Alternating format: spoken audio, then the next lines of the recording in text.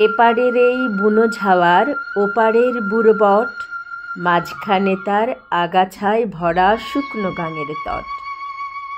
এরই উঁচু পাড়ে নিত্য বিহানে লাঙল দিয়েছে চাষি, কুমিরেরা সেথা পুহাইছে রোদ শুয়ে শুয়ে পাশাপাশি।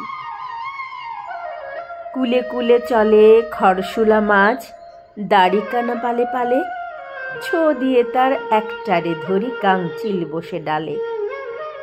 ঠোঁট চেপে ধরি আছাড়ি আছাড়ি, নিস্তেজ করি তাই, মুড়ো পেটি লেজ ছিঁড়ি একে একে, গিলিয়া গিলিয়া খায়। এরই কিছু দূরে এক পাল গরু বিচরিছে হেথা সেথা, শিঙে মাটি মাখা দড়ি ছিঁড়ে সার, চলে সে স্বাধীন চেতা। মাথা উঁচু করি কেহ বা ঝিমায়, কেহ বা খেতেছে ঘাস, শুয়ে শুয়ে কেহ জাবর কাটিয়া ছাড়িতেছে নিঃশ্বাস।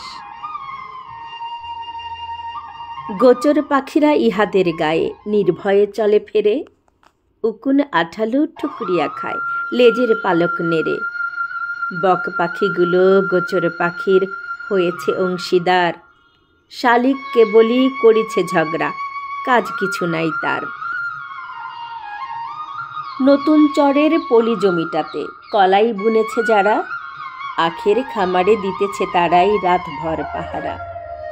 ক্ষেতের কোনায় বাঁশ পুঁতে পুঁতে শূন্যে বেঁধেছে ঘর, বিচালি বিছায়ে রচেছে শয্যা বাঁশের বাখারি পর।